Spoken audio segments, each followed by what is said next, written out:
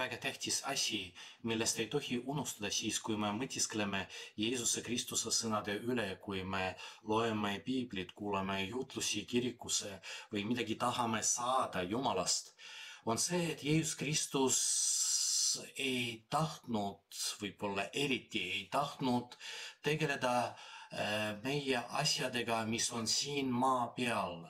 Ta kogu aeg rõhutas, et need asjad muidugi väga tähtsad meie jaoks siin, aga võib-olla mitte kõige tähtsamad. Sellepärast, et kui me hakkame väga palju tegelema ja need asjad on, need tegevused on meie jaoks väga tähtsad, võib-olla me upume neis ja täiesti unustame, et meie eesmärk elada koos Jeesuse Kristusega tema kuningriigis, olla õnnelikud siis, kui me saavutame seda kuningriigi. Muidugi see kuningriik algab juba siin maa peal, aga me saavutame selle mitte selle kaudu, et me kogu aeg tegutseme meie maailma muutumistega, aga sellega, et me otsime Jumalat kõikides nendes olukordades, kus me elame, kus me tegutseme. Ja väga tihti juhtub niimoodi, et me pöördume Jeesuse Kristuse poole erinevate palvetega, aga vaadake,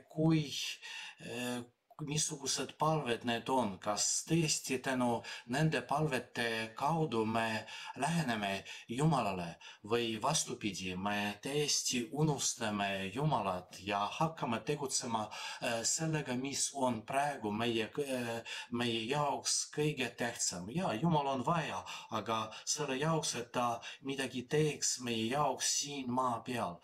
Mõtiskleme oma palvete üle ja kas tõesti on mingi palve, kui ma pöördun Jumala poole niisuguste sõnadega, et Jumal, ma lihtsalt tahan elada koos sinuga. Sina oled kõige tähtsam minu jaoks ja aita minul elada niimoodi, et ma tunneksin sinu olemasolu oma elus, oma eluolukordades.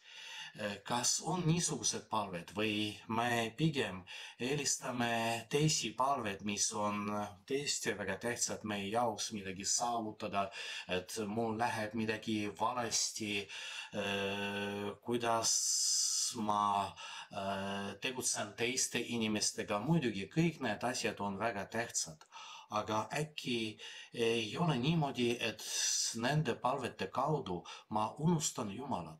Ja ma tulen palvele, hakkan mõtlema erinevatest asjadest ja tegelikult ei mõtle Jumalast. Kas ei ole niimoodi?